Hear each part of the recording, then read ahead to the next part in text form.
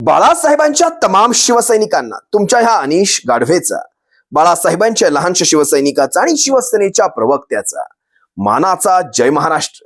शिवसैनिकांनो, शिवसेना एक वादळ या तुमच्या हक्काच्या व्यासपीठाला तुम्ही सर्व शिवसैनिकांनी लाखोंच्या संख्येने सबस्क्राईब जरूर करावं. अगदी काहीच दिवसात तुमच्या माझ्या हक्काचं शिवसेना एक वादळ हे 2 लाख शिवसैनिकांचा टप्पा पार करतंय. आपल्या हक्काच्या शिवसैनिकांचा 2 लाख शिवसैनिकांचा टप्पा पार करतंय. तुम्हा सर्वांचे आशीर्वाद शिवसेना एक वादळला असेच लाभू द्यात. शिवसेना एक वादळ कटिबद्ध आहे. या महाराष्ट्रात जोपर्यंत शिवसेनेची सत्ता पुन्हा स्थापन होत नाही, शिवसेना एक वादळ कटिबद्ध आहे. तुम्हा सर्वांपर्यंत ज्या काही राजकीय घडामोडी चालू आहेत महाराष्ट्रामध्ये, त्या साऱ्याच्या साऱ्या राजकीय घडामोडी आहेत तशा शिवसेनेच्या अनुषंगाने आहेत तशा तुमच्यापर्यंत पोहोचवण्यासाठी शिवसेना एक वादळ, जे तुमच्या माझ्या हक्काचं व्यासपीठ आहे, एक लहानसं युट्यूब प्रबोधन माध्यम आहे, हे तुमच्यासाठी कटिबद्ध आहे.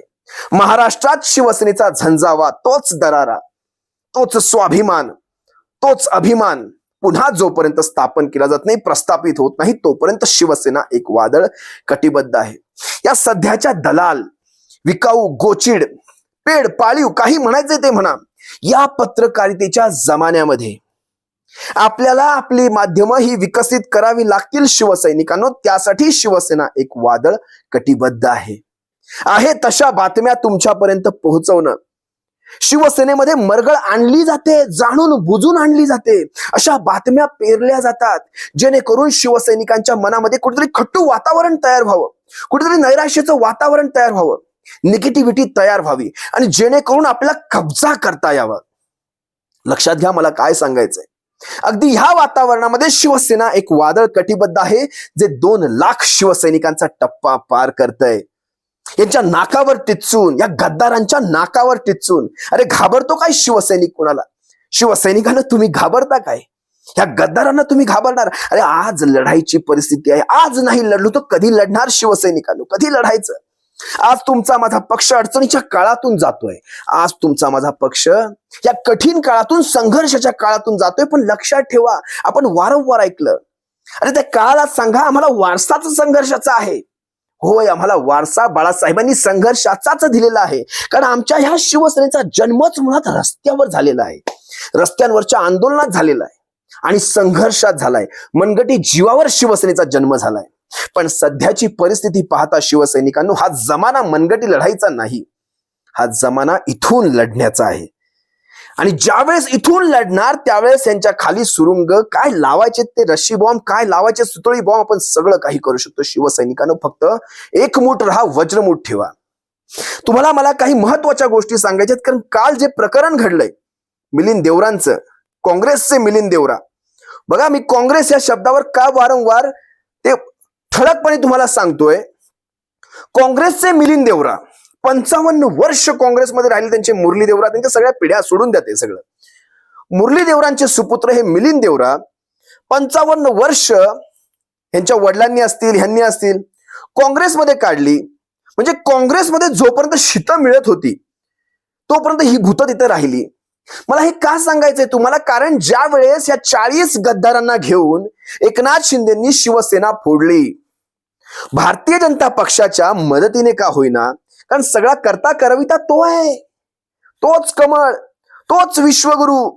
तो समजला तुम्हाला मला काय सांगायचंय? या भारतीय जनता पक्षाच्या मदतीने शिवसेना फोडली आणि ती शिवसेना फोडत असताना शिवसेनेवर काही आरोप केले. त्या एका आरोपाचं उत्तर काल ह्यांना स्वतःच्या कार्यक्रमात मिळाले. शिवसैनिकांनो, तुमच्या नजरेतून किंवा तुमच्या कानावर ते सुटलं असू शकतं ते वाक्य, पण ते वाक्य मला पुन्हा घेऊन यायचंय. अगदी मिलिंद देवरा त्या भर कार्यक्रमात एकनाथ शिंदेच्या उपस्थितीमध्ये ते वाक्य म्हणून गेलंय. लक्षात घ्या मला काय सांगायचंय. ते वाक्य मी तुम्हाला दाखवेलच. पण शिवसेनेवर हे 40 गद्दार फोडत असताना एक आरोप केला गेला आणि तो आरोप होता बाळासाहेबांचे विचार, हिंदुत्वाचे विचार, काँग्रेसची सलगी, काँग्रेसच्या मांडीला मांडी लावून बसणं, या अशा प्रकारचे बेताल आरोप शिवसेनेवर केले गेले. आता विचार करा, काँग्रेस म्हणजे नक्की काय हो? काँग्रेस म्हणजे 4 भिंती, काँग्रेसचं कार्यालय किंवा काँग्रेसच्या कार्यालयात असलेल्या खुर्च्या, टेबल म्हणजे काँग्रेस तर नाही. बरोबर. बघा, मला काय सांगायचं लक्षात घ्या शिवसैनिकांनो, काँग्रेस म्हणजे काँग्रेसच्या विचारांची असलेली हाडामासाची माणसं म्हणजे काँग्रेस. बरोबर. शिवसेना म्हणजे काय हो? शिवसेना म्हणजे चार भिंती होऊ शकत नाही. तुम्ही आम्ही शिवसैनिक, तुमचे माझे विचार, बाळासाहेबांचे विचार, हे आपण सारे म्हणजे शिवसेना. लक्षात घ्या. अगदी तसंच काँग्रेस म्हणजे त्या काँग्रेसच्या विचारांची माणसं. आता तुम्ही मला सांगा, मिलिंद देवरा हा काँग्रेसच्या विचारांचा त्याच्या पिढ्याने पिढ्या राहिलेला माणूस, त्याचे मुरली देवरा त्याचे वडील. बरं ठीक आहे, ते मुरली देवरा असतील त्या काँग्रेसची काय एकनिष्ठ काय म्हणायचे ते असतील. त्यांनी जवळपास 40, 45, 50 जे काही वर्ष काँग्रेसमध्ये या मुरली देवरांनी काढली, त्या बापाच्या करिअरला ह्याने घोडे लावले, बैल लावले नांगरा सकट. ते जाऊ द्या, त्यांचा वैयक्तिक घरगुती प्रश्न राहिला. पण ज्या वेळेस मिलिंद देवरा यांच्या पक्षात येतो, या शिंदे टोळी नावाच्या पक्षात येतो, त्यावेळेस त्यांना कुठे गेले ते बाळासाहेबांचे विचार, कुठे गेले हिंदुत्वाचे? म्हणजे तुम्हाला काँग्रेसचा मिलिंद देवरा चालतो आणि मोठे मोठे ते जुमलेबाजी करायची, गमजे मारायचे की काँग्रेसच्या सोबत तुम्ही गेलात म्हणून आम्ही तुम्हाला सोडलं. कुणाच्यासाठी करताय रे सोन्यांनो? कुणासाठी? स्वतःच्या वैयक्तिक फायद्यासाठी हा सारा काही कांड घडवला गेलेला आहे. ही व्यापारी माणसं आली, यांना आता आमदार काय खासदार काय घोषित करून टाकले असतील उमेदवाऱ्या, ते जाऊ दे, त्यांचा तो वेगळा प्रश्न. पण इथे जागेवर एक आरोप खोडून निघाला.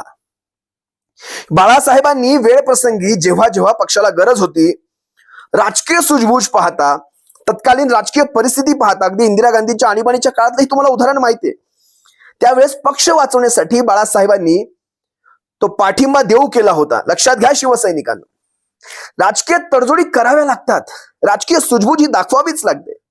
उद्धव साहेबांना कळत होतं भारतीय जनता पक्ष आपल्याला फरफटत नेतोय, हा भारतीय जनता पक्ष शिवसेनेला गृहीत धरून चाललाय, असा फरफटत खेचत खेचत नेतोय. तिथेच त्यांचे पंख छाटणे हे गरजेचे होते.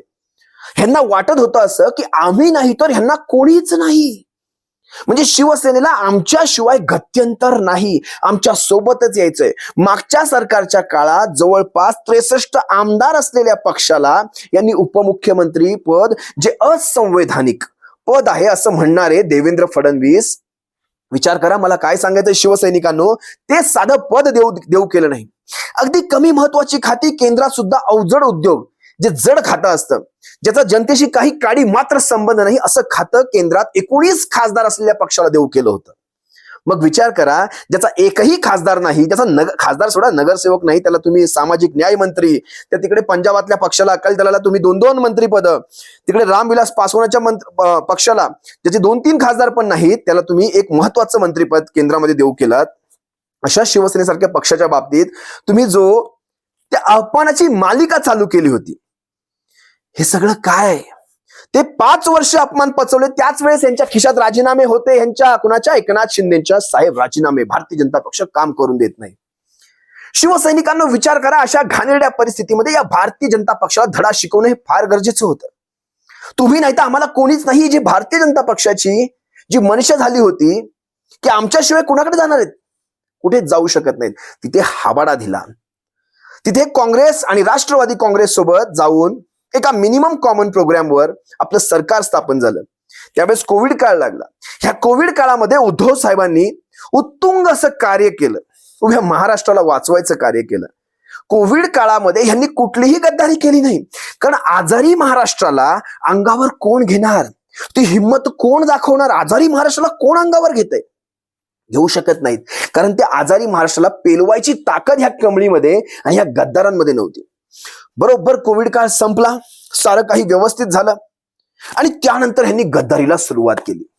कोविड काळातही थिंग्या चालू होत्या यांच्या, मंदिरं खोला, हे खोला, ते खोला, पण त्या गाईडलाईन्स तुमच्याच बाबांच्या, विश्वगुरूंच्या, त्याच फॉलो करत होतो की नाही आम्ही? गुजरातमध्ये मंदिरं चालू होती का? उत्तर प्रदेशात चालू होती का? पण महाराष्ट्रात का? कारण तिकडे तुमची राज्य, इकडे तुमचं राज्य नाही, म्हणून कुठेतरी अडचणीत आणण्याचा प्रयत्न. आता विषय असा आहे, आता ह्या गद्दारीमध्ये ह्यांनी पहिला आरोप केला बाळासाहेबांच्या विचारांचा. तर विचार करा, मिलिंद देवरा स्वतःच्या भाषणामध्ये काय सांगतोय? म्हणतोय बाळासाहेबांनी माझ्या वडिलांना, मुरली देवरांना मदत केली होती, महापौर बनण्यासाठी बाळासाहेबांनी मदत केली. अगदी तेच आम्ही सांगतोय, बाळासाहेबांनी वेळ प्रसंगी मुस्लिम लीगशी देखील युती केली होती. जशी जशी परिस्थिती बदलत गेली, बाळासाहेब युत्या आघाड्या करत होते, तोडत होते, ते आजमवत होते. कोण कसं आहे हे आजमवत होते आणि त्याला राजकीय सूझबूझ म्हणतात. 80% समाजकारण, 20% राजकारण, पण ते 20% राजकारण हे देखील गरजेचं असतं. 80% समाजकारण शिवसेना करते आणि 20% राजकारणाचा भाग म्हणून जर अशा काही युत्या आघाड्या केल्या तर एकनाथ शिंदे म्हणतात बाळासाहेबांचे विचार सोडले, मांड्याला मांड्या लावून बसले. आता तुम्ही काय, जाऊ दे, ते तोंडात शब्द येतात, थांबवतो त्या विचारांना माझ्या. तुम्ही हा व्हिडिओ बघा, अगदी मिनिटाचाच व्हिडिओ आहे. मिलिंद देवरा एकनाथ शिंदेच्या उपस्थितीमध्ये म्हणतायत माझ्या वडिलांना मदत केली, म्हणजे काँग्रेसला मदत केली. मग एकनाथ शिंदे आता ह्याच्यावर काय उत्तर देणार? द्यावं त्यांनी उत्तर. तुम्ही हा व्हिडिओ पहा, मग मी तुम्हाला माझं पुढचं विश्लेषण करतो. एकनाथजी माझ्या कुटुंबाचे शिवसेनेशी खूप जुने नाते आहे. माझे स्वर्गीय वडील मुरलीभाई बाळासाहेब ठाकरे यांच्या आशीर्वादाने मुंबईचे महापौर झाले. त्यांचा आरोप जागेवर खोडून निघाला या व्हिडिओमुळे. तुम्ही पाहिला असाल व्हिडिओमध्ये कशा प्रकारे मिलिंद देवरा म्हणतायत. जेव्हा एकनाथ शिंदे म्हणतायत या राष्ट्रवादी काँग्रेसने आमचा विकास होऊ दिला नाही, आमच्या मंत्र्यांना निधी नाही, आमच्या आमदारांना निधी नाही, कोण म्हणाला? एकनाथ शिंदे म्हणाले. आता आरोप होता अजित पवारांवर. त्या अजित पवारांना भारतीय जनता पक्षाने ह्यांच्या उरावर आणून बसवला. दुसरा उपमुख्यमंत्री, म्हणजे हे पद असंवैधानिक, त्याच्यावर स्वतः देवेंद्र बसले, आता त्याच्यावरती अजित बसवले. हे कसं चाललं? हे कसं होऊ शकतं? असंवैधानिक पदावर देवेंद्र फडणवीस बसूच कसे शकतात? साधा प्रश्न आहे. पण आता अजित पवार गोड लागले. 70,000 कोटींचा घोटाळा करणारे अजित पवार गोड लागले. विचार करा, ह्याला म्हणतात भारतीय जनता पक्ष. तुम्ही कराल तो चमत्कार, मला पुढे बोलायचं नाहीये, पण तुम्ही कराल तो चमत्कार, आम्ही करू तर प्रॉब्लेम.